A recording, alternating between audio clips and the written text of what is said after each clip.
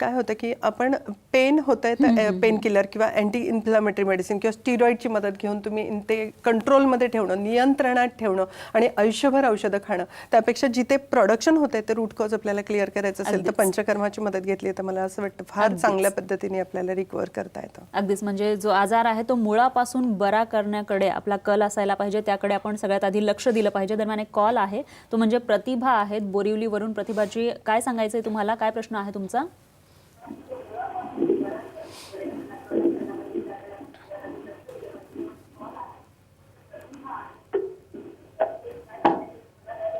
Hello.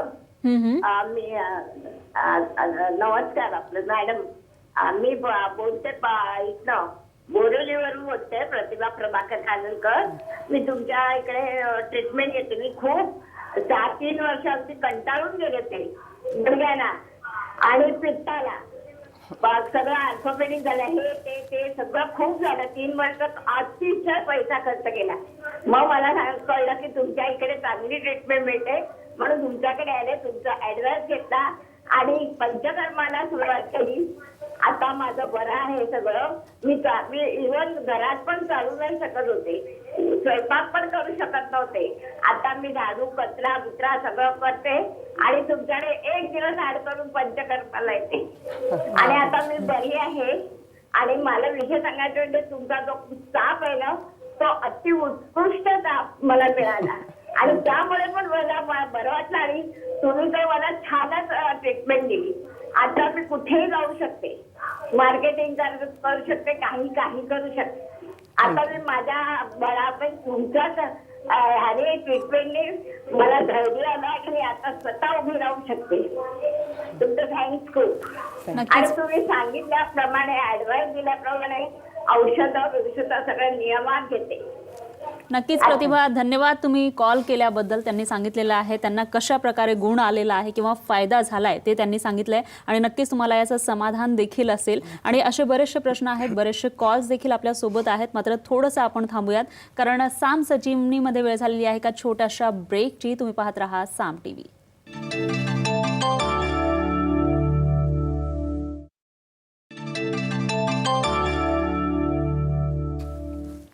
साम संजीवनीमध्ये आपलं पुन्हा एकदा स्वागत. या ठिकाणी आजचा जो आपला विषय आहे तो म्हणजे आमवात आणि पंचकर्म, आणि याच्यावर डॉक्टर अर्चना आपल्याला मार्गदर्शन करतायत. त्यांनी भरपूर गोष्टी सांगितलेल्या आहेत. मात्र आणखी एक प्रश्न आहे, तो म्हणजे आमवाताची नेमकी जी कारणं आहेत ती कोणती आहेत?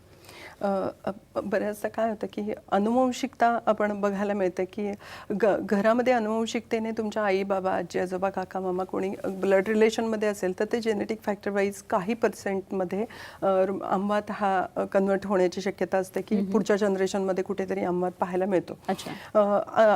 हा एक बऱ्याचदा म्हणतात की हा ऑटो इम्युन डिसीज आहे. आमवात होणारा त्रास हा ऑटो इम्युन म्हणजे काय की ज्यांची रोगप्रतिकार शक्ती वीक होते, ज्यांची इम्युन पॉवर वीक असते, अशा लोकांना हा त्रास होतो. त्यामुळे आपल्याला अगदी लहान बाळांपासून ते ओल्ड एज पर्यंतच्या लोकांच्या मध्ये कोणत्याही स्टेजला आमवाताची लक्षणं आपल्याला पाहायला मिळतात. आणि RA पॉझिटिव्ह ही टेस्ट आल्यानंतर बऱ्याचदा हा असाध्य रोग असं ॲलोपॅथी लाईन ऑफ ट्रीटमेंटनुसार कन्सिडर होतं आणि त्याला एकदा चालू झाली की ट्रीटमेंट अगदी मरेपर्यंत औषधं खावी लागतात. आयुर्वेदानुसार सुद्धा आपण जी पंचकर्माच्या ट्रीटमेंट करतो त्याने आमवात पूर्णतः नियंत्रणात आणता येतो. सूज इन्फ्लामेशन कमी करता येते, त्याची वाढणारी स्टेज तिथल्या तिथे कंट्रोलमध्ये आणता येते. डिजनरेशन आणि पुढच्या डिफॉर्मिटी ज्या होतात, सेकंडरी बोन फॉर्मेशनची प्रक्रिया ती 100% आपल्याला कंट्रोलमध्ये ठेवता येते.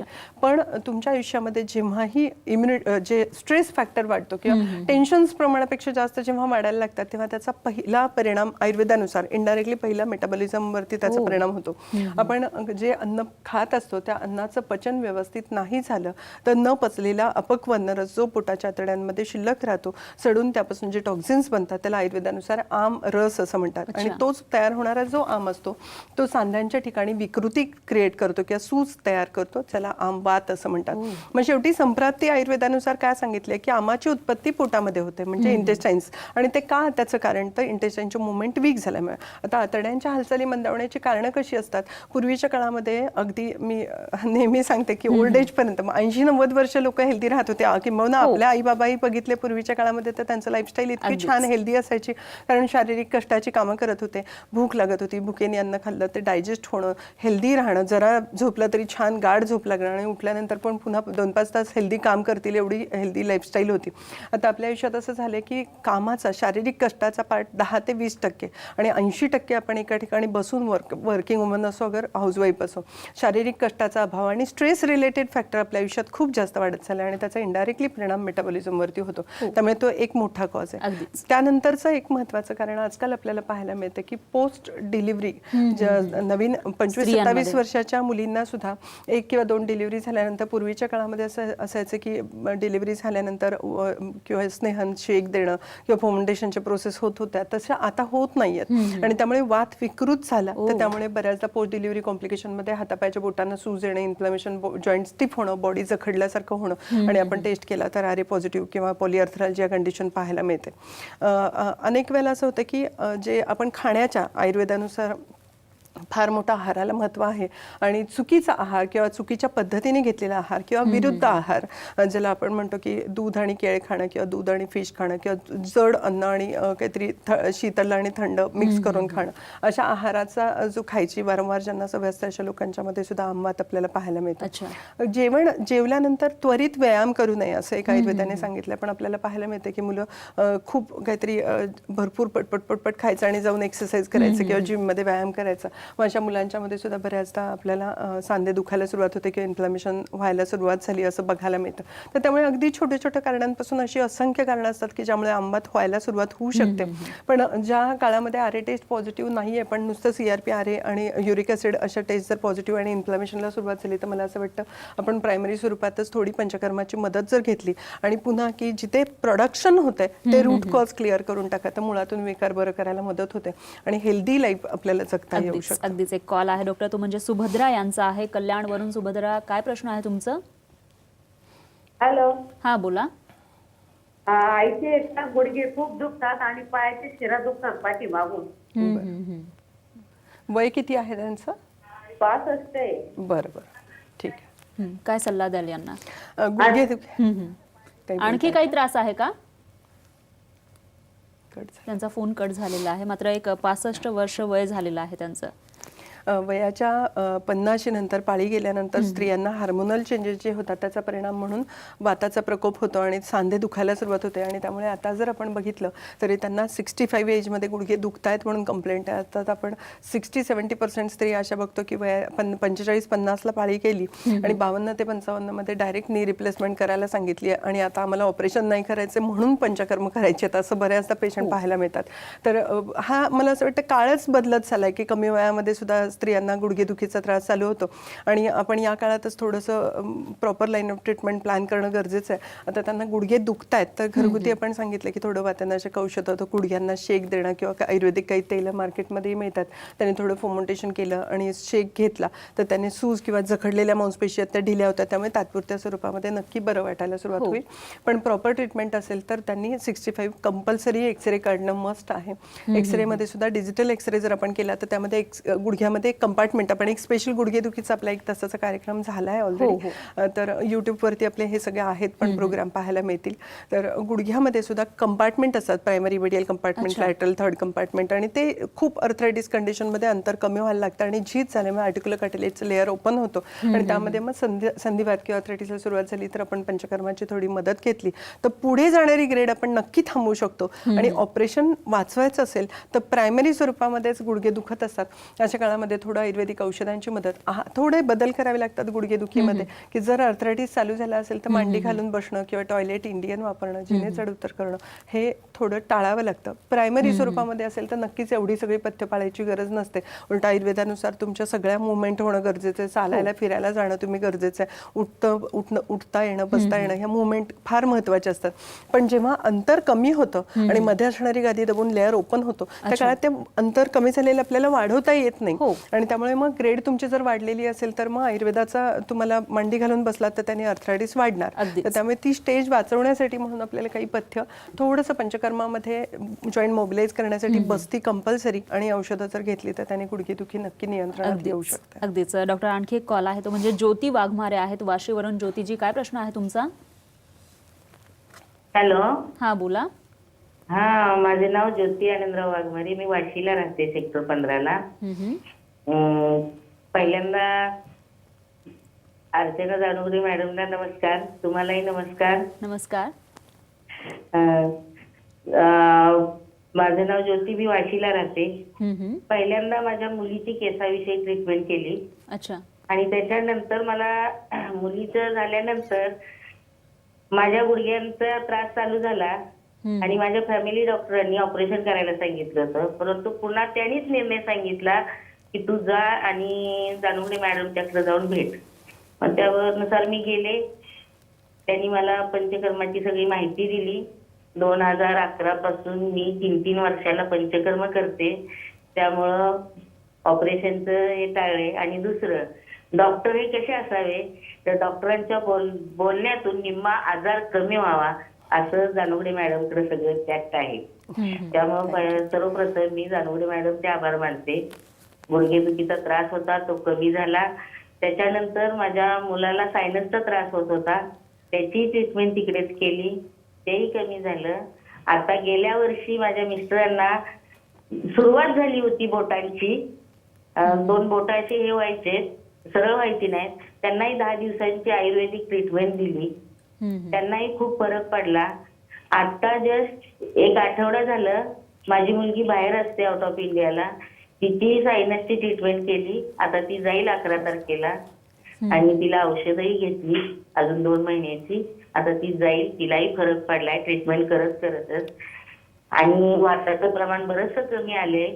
ॲलोपॅथीपेक्षा आयुर्वेदाला खूप मी धन्यवाद देते. आणि सर्वप्रथम मी जानोगरे मॅडमचे आभार मानते, साम टीव्हीचे आभार मानते की आयुर्वेदामुळं वय हे वाढत जाते असं तर माझं म्हणणं आहे. नक्कीच नक्कीच ज्योती, धन्यवाद तुम्ही कॉल केल्याबद्दल. तर एकंदरीतच त्यांची जी फॅमिली आहे, पूर्ण फॅमिलीला तुम्ही रोगमुक्त केलेलं आहे, निरोगी केलेलं आहे. कसं शक्य झालंय हे? मला असं वाटतं या आपल्या पहिले पेशंट त्यांची ज्योत्स्ना मुलगी आलेली 20 वर्षापूर्वी माझी पहिली अगदी क्लिनिक पहिलं वर्ष होतं क्लिनिकचं, त्यावेळी त्या आल्या होत्या. आणि त्यानंतर बऱ्याचदा असं छोट्या छोट्या गोष्टी काही असेल, गुडघे दुखतात, कंबर, तर जवळपास संपूर्ण फॅमिलीची ट्रीटमेंट केली आहे आपण. त्यामुळे विश्वास एकदा बसला. आणि पेशंट मुळात काय असतं की खूप दिवस आयुर्वेदाची ट्रीटमेंट प्रॉपर वेनी फॉलो करावी लागते. आणि तुम्ही विश्वासाने ट्रीटमेंट केलं पाहिजे, औषधं व्यवस्थित घेतली पाहिजे, आहार पथ्य पाळली पाहिजेत. जेवढा डॉक्टरांचा रोल असतो तेवढा पेशंटचा पण रोल असतो. आणि आजकाल असं होतं की थोडं इन्स्टंट आपल्याला जे एक्सपेक्ट असतं पेशंटना, तसं आयुर्वेदाला थोडं वेळ जास्त लागतो. आणि ज्यांना रिझल्ट मिळतात त्यांना त्याच्यावर कॉन्फिडन्स आलेला असतो आणि त्यामुळे ते छान पद्धतीने फॉलो करतात. तशी ही फॅमिली पण आपली बरेच वर्षापासून जोडलेली आहे, खूप वर्षापासून बरेच. अगदीच. माझा जो पुढचा प्रश्न आहे तो म्हणजे संधिवात आणि आमवाताविषयीचा आहे. कारण भरपूर जे गुडघेदुखीचे पेशंट आहेत त्यांचे कॉल देखील आपल्याला आलेत. तर संधिवात आणि आमवात याच्यामध्ये नेमका फरक काय आहे? संधिवात आपण आधी डिस्कस केलं की साधारणतः वयाच्या 45 नंतर स्त्रियांना पाळी गेल्यानंतर आणि पुरुषांना वयाच्या 55 वयानंतर वाताचा प्रकोप होतो. आणि त्यामुळे वयानुसार होणाऱ्या डिजनरेशननुसार मान दुखणं, खांदे दुखणं, पाठ दुखणं हे आपल्याला पाहायला मिळतं. आणि वात विकृत झाल्यामुळे सांधे दुखायला सुरुवात होते, त्याला संधिवात असं म्हणतात. आणि मग त्यात अगदी छोट्या सांध्यांपासून मोठ्या आणि स्पेसिफिकली जे पण खांदे दुखणं, मान दुखणं, कंबर दुखणं, गुडघे दुखणं, हे सांध्यांचे जे त्रास, मोठे सांधे इन्व्हॉल्वमेंट जास्त असते त्याला संधिवात म्हणतात. आणि आमवातामध्ये आमाच्या उत्पत्तीमुळे सांध्यांच्या भोवती सूज, इन्फ्लामेशन, सायनोवायटिस कंडिशन अशी येते. आणि सांध्यांच्या प्रत्येक जॉईंटच्या कॅव्हिटी भोवती एक कॅप्सूल सारखं आवरण असतं, त्यात एक लिक्विड असतं, त्यामुळे जॉईंट मोबिलाइज होत असतात. तर जेव्हा इन्फ्लामेशन होतं, कॅप्सूलवरती इन्फ्लामेशन झाल्यामुळे पाण्याचा अंश जास्त वाढतं आणि आतमध्ये पस झाल्यासारख्या वेदना होतात, ठसठस, सांधे थणकायला लागतात. अशा काळामध्ये आमाच्या उत्पत्तीमुळे सांध्यांभोवती इन्फ्लामेशननी सूज येते, ज्याला आमवात म्हणतात. आणि त्यात मग आपण ह्या सगळ्या टेस्ट इन्व्हेस्टिगेशन करून घेतो आणि आमवात जर पॉझिटिव्ह असेल तर त्याला मग आपण proper line of treatment plan करावी लागते. अगदीच. मात्र आमवातामध्ये आणखी एक गोष्ट आहे, ते म्हणजे सांधे वाकडे होतात, तर ते होऊ नये यासाठी कोणती ट्रीटमेंट आहे? जेव्हा आपण, मी म्हटलं ना, प्रायमरी स्टेजमध्ये एखाद्या सांध्यावरती सूज आली, इन्फ्लामेशन आहे आणि आपण काहीतरी औषधी ट्रीटमेंट चालू करतो, तात्पुरत्या स्वरूपामध्ये बरं झालं पण तुम्हाला नंतर जाणवायला लागलं की पूर्वी एकच सांधा सुजत होता, आता पुन्हा पायाच्या सांध्यावर किंवा गुडघ्यावरती, घोट्यावरती, रिस्टवरती सूज यायला सुरुवात झाली. आणि जर इन्फ्लामेशनमुळे खूप ठणक लागते तर आपण पंचकर्माची ट्रीटमेंट घेतली तर पुन्हा जाऊन त्या सूज कंटिन्युअस 1-2-5 वर्ष तुम्ही बेअर करताय, त्यामुळे मग सेकंडरी बोन फॉर्मेशनची प्रक्रिया चालू होऊन सांध्यांचे साईज वाढायला सुरुवात होते, हातापायाची बोटं वाकडी व्हायला सुरुवात होते. त्याचे आपल्याकडे काही स्लाइड्स आणि प्रेझेंटेशन आहेत ते आपण दाखवू शकू. हे एक छान स्लाइड आहे आपल्याकडे की गुडघ्या नॉर्मल कंडिशनमध्ये नी जॉईंट कसा असतो आणि इन्फ्लेमेटरी कंडिशन जेव्हा येते तेव्हा आर्टिक्युलर कार्टिलेजची लेअर ओपन व्हायला सुरुवात होते आणि वयानुसार होणारं डिजनरेशन ज्याला म्हणतात की रुमॅटॉइड आर्थरायटिसमध्ये हेल्दी नी जॉईंट कसा असतो आणि रुमॅटॉइड कंडिशनला त्याची काय कंडिशन होते, मग त्यात कार्टिलेज कसं असतं की हे गुडघ्याचा हा पार्ट आहे याला कार्टिलेज म्हणतात. मेनिस्काय म्हणजे 2 बोनच्या मध्ये ही गादी असते की ज्यामुळे हे बोन एकमेकाचं घर्षण होत नाही, ज्याला मेनिस्काय असं म्हणतात. बोनी इरिजन्स बऱ्याचदा ट्रॉमॅटिक इंजुरीमुळे पण होतं किंवा वयानुसार डिजनरेशन होतं. हे इन्फ्लॅमेटरी कंडिशन येते म्हणजे जॉईंटच्या कॅव्हिटीभोवती पाण्याचा अंश वाढतो, त्यामुळे इन्फ्लॅमेशन खूप होतं. बऱ्याचदा कार्टिलेज ओपन होतात, त्याचं कारण ॲक्सिडेंटल इंजुरी असं पण होतं, वयानुसार होणारं डिजनरेशन, आणि जॉईंट स्पेस रिड्यूस होतं त्याचं कारण डिजनरेशन असं पण असू शकतो किंवा वयाच्या 50 नंतर होणारे डिजनरेशन. नक्कीच डॉक्टर, या ठिकाणी तुम्ही सांगितलेलं आहे. मात्र त्याचबरोबर हे जे पंचकर्म आहेत ते कोणकोणते आहेत आणि टेस्ट कोणते आहेत किंवा जे पथ्य आणि अपथ्य आहेत ते नेमके कोणते आहेत, या सर्वांवर आपल्याला बोलायचं आहे. मात्र थोडंसं आपण थांबूयात, कारण साम संजीवनीमध्ये वेळ झाली एका छोट्याशा ब्रेकची. तुम्ही पाहत राहा साम टीव्ही.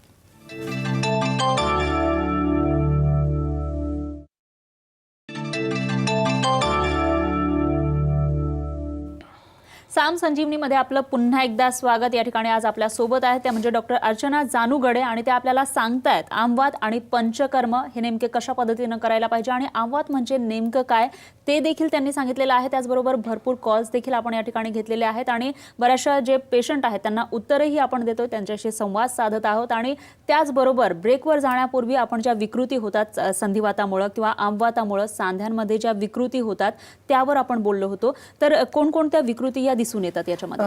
आपल्याकडे छान स्लाइड आहेत प्रेझेंटेशनच्या, ते आपण टाकू शकू. नॉर्मली रुमॅटॉइड आर्थरायटिस कंडिशनमध्ये जेव्हा सूज येते जॉईंटवरती तेव्हा बऱ्याचदा असं होतं बघा, हा अंगठ्याचा भाग आहे आणि त्याच्या खाली इन्फ्लॅमेशन झालंय आणि बऱ्याचदा इथे दुखतं, सूज येते, इन्फ्लॅमेशनमुळे पेन व्हायला सुरुवात होते. मेटाचे फॅलेंजेस दोन्ही बोनच्या मध्ये प्रत्येक जॉईंटच्या कॅव्हिटीभोवती एक कॅप्सूल सारखं आवरण आणि त्यामध्ये जे ल्युब्रिकेशन असतं त्यामुळे जॉईंट मोबिलाइज होत असतो. आणि या जॉईंटच्या ठिकाणी इन्फ्लॅमेशनला सुरुवात झाली की अशा डिफॉर्मिटी होतात, म्हणजे बोटं वाकडी व्हायला सुरुवात होते. बोनी सगळ्या या डिफॉर्मिटी दाखवल्यात कशा प्रकारे बोटं वाकडी झालेली असते. आता ही पण दाखवली की नॉर्मल कसा असतो जॉईंट, नॉर्मल जॉईंटचं स्ट्रक्चर असं दाखवलं. स्वान नेक डिफॉर्मिटी होते तेव्हा असं बोटाचं शेप चेंज झालेलं आहे, हाताचं बोटाचं शेप चेंज. मग बऱ्याचदा 1 बोट 2 बोट करत 5ही बोटं वाकडी झालेली आपल्याला पाहायला मिळतात. नॉर्मल कंडिशनमध्ये गुडघा कसा असतो आणि जेव्हा इन्फ्लॅमेशन होतं, पाणी साठायला लागतं, तेव्हा हा लेअर त्याचा एक्सपोज व्हायला लागतं, आर्टिक्युलर कार्टिलेजचा लेअर एक्सपोज होतो. आणि सायनोमायटिस कंडिशन कंटिन्युअस राहिल्यामुळे डिफॉर्मिटीमुळे गुडघा चा शेप चेंज झालेला कसा आहे तो दाखवला याच्यामध्ये. सेम कंडिशन गुडघे जसे हाताची बोटं असतात तसे पायाच्या बोटांवरती पण सेकंडरी बोन फॉर्मेशन हे प्रोजेक्शन्स तयार होतात किंवा पायाची बोटं वाकडी व्हायला सुरुवात होते. असे असंख्य प्रकारच्या डिफॉर्मिटीज आपल्याला पाहायला मिळतात की ज्यामध्ये रुमॅटिझम कंडिशनमुळे हातपाय बोटी वाकडी होणं किंवा हे पण नी जॉईंटचं कंडिशन, पायाची बोटं कशी वाकडी होतात, रुमॅटिक नोड्यूल फॉर्मेशन किंवा असे हे गॅंग्लिऑन ज्याला म्हणतात की बऱ्याचदा असं मांसल भाग रिस्ट जॉईंट वरती सूज आलेली दिसते किंवा एल्बोला सुद्धा इन्फ्लॅमेशन होतं आणि एल्बो जॉईंट वरती सूज येते आणि त्यामुळे भयंकर पेन किंवा वेदना झालेल्या पाहायला मिळतात. हो, अगदीच अगदीच. म्हणजे अगदी साध्या कारणामुळे सुरू झालेला हा आमवात, त्याच्यामुळे काय काय होऊ शकतं ते देखील आपण पाहिलेलं आहे. दरम्यान एक कॉल आहे डॉक्टर सुभाष पाटील यांचा आहे जयसिंगपूरवरून. सुभाष, काय प्रश्न आहे तुमचा? हॅलो. हा बोला. हॅलो, मी सुभाष पाटील बोलतोय जयसिंगपूर कोल्हापूर मधून. हा बोला बोला. हा, मी रिटायर्ड डीवायएसपी आहे आणि मी मुंबईला एसीपी म्हणून काम केलेलं आहे. हॅलो. हा हा बोला बोला. काय समस्या काय आहे तुमची? तर माझ्या उजव्या ह्या जानेवारी फेब्रुवारी मध्ये माझ्या उजव्या पायाच्या गुडघ्यामध्ये खूप कळा येत होत्या. अच्छा. मला चालायला सुद्धा येत नव्हतं, म्हणून मी इथल्या ऑर्थोपेडिक सर्जनला दाखवलं. माझा MRI आणि एक्सरे वगैरे काढला, त्यांनी त्यामध्ये माझा लिगामेंट रप्चर आणि कार्टिलेज टोटली लॉस असं निदान दिलं. आणि त्यानंतर मग त्या ऑर्थोपेडिक सर्जन कोल्हापूर यांनी मला नी रिप्लेसमेंट करायचा सल्ला दिला. त्यानंतर मला मला या साम टीव्ही वरून ह्या जानोगडे हॉस्पिटलमधील डॉक्टर जानोगडे मॅडमचा कार्यक्रम मी बघितला आणि त्यातून माहिती घेतली. आणि मग मी ज्या वेळेला मी एप्रिलमध्ये मुंबईला गेलो मुलाकडे, त्यावेळेला मी वाशीमध्ये मॅडमची भेट घेतली, जानोगडे मॅडमची. आणि त्यांच्याकडून मग मी माहिती घेऊन त्यांच्या सल्ल्याने मी पंचक्रमाचा 45 दिवसाचा कोर्स केला, उपचार केला, औषोपचार केला. त्यामध्ये माझा संपूर्ण माझे जे मला काठी घेऊन चालायला लागत होतं, फार त्रास होत होता. परंतु त्या उपचार घेतल्यानंतर माझं संपूर्ण दुखणं कमी झालं. माझा जे चालायला लागत होत, काठी घेऊन चालायला लागत होतं, काठी सुद्धा माझी गेली आणि आता मी व्यवस्थितपणे चालू शकत आहे. खूप छान सुभाषजी, धन्यवाद तुम्ही कॉल केल्याबद्दल. तर त्यांची तर काठी गेलेली आहे, त्यांचा जे रोग होता तो गेलेला आहे. मात्र जेव्हा आमवात होतो त्याच्यावर ट्रीटमेंट काय आहे किंवा पंचकर्म हे कोणते आहेत आणि ते किती दिवस करावे लागतात, आणि त्याचबरोबर आणखी एक गोष्ट आहे ते म्हणजे HLA-B27 ते म्हणजे नेमकं काय सांगते. ट्रीटमेंट आपण त्यांची जेव्हा चालू केली, आपल्याकडे आले होते साधारण 65 अबव एज आहे. आणि डिजनरेशनमुळे लिगामेंटला पार्शियल टेअर होता, त्यांना कम्प्लीट टेअर नव्हता. मध्ये आर्टिक्युलर कार्टिलेज ओपन झालेलं होतं आणि मिनिस्कस टेअर झालेला होता, त्यामुळे अंतर कमी झालेलं होतं त्यांचं नी जॉईंट मधलं. चालताना भयंकर वेदना होत होत्या आणि सूज आलेली गुडघ्याभोवती. आणि त्यामुळे मग या कंडिशनला काय होतं की जेव्हा कम्प्लीट लिगामेंटल टेअर असतो किंवा दोन्ही ACL PCL टेअर असतात, त्या काळामध्ये कंपल्सरी नी रिप्लेसमेंट करावी लागते. पण पार्शियल टेअर असेल आणि मिनिस्कल टेअर असेल तर त्याला बऱ्याच वेळेला आपल्याला ऑपरेशनची गरजच पडत नाही. आपण नुसतं इन्फ्लामेशन, जॉईंटच्या कॅव्हिटी कॅप्सूल भोवती पाण्याचा अंश जो वाढलेला असतो तो कमी करण्यासाठी औषधी ट्रीटमेंट आणि प्रॉपर पंचकर्मांची मदत घेऊन थोडं पंचकर्मामध्ये पोटली, पत्रपोटली, कल्कपोटली आणि वाळू पोटलीचे जे शेक देतात त्याने पाण्याचा अंश पूर्ण, बऱ्याचदा असं होतं की गुडघ्याभोवती पाणी साठलं आणि गुडघ्यातून टॅपिंग करून पाणी, बऱ्याचदा 1 वाटी पाणी काढलं, 2 वाटी पाणी किती वेळेला आपण टॅपिंग केलं आणि पाणी काढलं तरी पुन्हा पुन्हा पाणी गुडघ्याभोवती होतं. माझ्या काळामध्ये थोडं आपण पंचकर्माची मदत घेऊन जॉईंटच्या कॅव्हिटीमध्ये पाण्याचा अंश आहे तो निघून गेला, इन्फ्लामेशन पूर्ण नियंत्रणात आलं. आणि मग पंचकर्माच्या ज्या बस्ती करतात त्यामध्ये वात रिलीज केल्यामुळे मसल स्टिफनेस निघून जातो, सांध्याचं प्रेशर कमी होतं. पूर्वीच्या काळामध्ये गुडघे दुखायला लागले तर लोक खोबरेल तेल पीत होते. आता आपण वातनाशक तेलांची जी मदत बस्तीमध्ये घेतो ते जॉईंट मोबिलाइज करायला हेल्प करतात. आणि तिसरा जो बस्ती असतो तो मांसपेशी वर्धन, सांध्यांना ताकदीसाठी अप्रतिम काम करतात. त्यामुळे मला असं वाटतं की एक प्रॉपर लाईन ऑफ ट्रीटमेंट केल्यामुळे एकदा सांध्यांचं आपण पंचकर्म चालू केले की 10, 15, 20 दिवसाच्या पंचकर्मामध्ये सुद्धा इन्फ्लामेशन जर आटोक्यात आलं आणि दर 2-3 वर्षानंतर आपण पंचकर्म हे सर्व्हिसिंग सारखं काम करतं. त्यामुळे एकदा जॉईंट चांगला स्टेबल झाला आणि जॉईंट मोबिलाइज झाला की बऱ्याचदा असं होतं की याव्यामध्ये पेशंटना किती चालू आणि किती फिरायला जाऊ असं होतं. पण तसं नाही, थोडं मेंटेन करावं लागतं आणि दर 2-3 वर्षानंतर एक 10-10 बस्ती कराव्यात, तर इथून पुढे अनेक वर्ष ते गुडघे आपल्याला सांभाळता येऊ शकतात. अगदीच. त्याचबरोबर काही पथ्य आणि म्हणजे आहारामध्ये जे काही पथ्य आहेत किंवा अपथ्य आहेत त्याविषयी काय सांगाल? अगदी 2 मिनिटं आहेत आपल्याकडे शेवटची. हे आपल्याकडे पथ्यांची स्लाइड आहे की वर्ज्य काय करावं. तर वाताचा प्रकोप कशामुळे होतो, तर काबुली चणे, छोले, वाळलेले वाटाणे, फुटाणे, शेंगदाणे किंवा बटाटा प्रमाणापेक्षा जास्त, थंड पाणी घेणं, फर्मेंटेड फूड, खूप जास्त आंबवलेले जे पदार्थ असतात त्यामध्ये वातप्रवृत्ती जास्त होते, किंवा बर्फाचा वापर करणं, या सगळ्या गोष्टी जर जास्त घेतल्या तर त्याच्यामुळे वाताचा प्रकोप होतो. आणि आमवाताचा विषय आजचा असल्यामुळे आमवातामध्ये स्पेसिफिक पथ्यांमध्ये आपण असं म्हणू की आंबट ज्या गोष्टी असतात किंवा जे लोणचं खाणं, आंबट चिंच खाणं, लिंबू खाणं, शिळं अन्न खाणं, इडली डोसा खाणं किंवा ओल्ड फूड राहिलेला जुना आहार आहे तो खाणं, हे सगळं वर्ज्य करणं खूप महत्त्वाचं. अगदीच. डॉक्टर खूप खूप धन्यवाद, तुम्ही इथे आलात आणि एवढं छान मार्गदर्शन तुम्ही आमच्या प्रेक्षकांना केले त्याबद्दल खूप खूप धन्यवाद. आणि यासोबतच आजच्या आपल्या साम संजीवनीमध्ये वेळ झाली आहे इथेच थांबण्याची. तुम्ही पाहत राहा साम टीव्ही.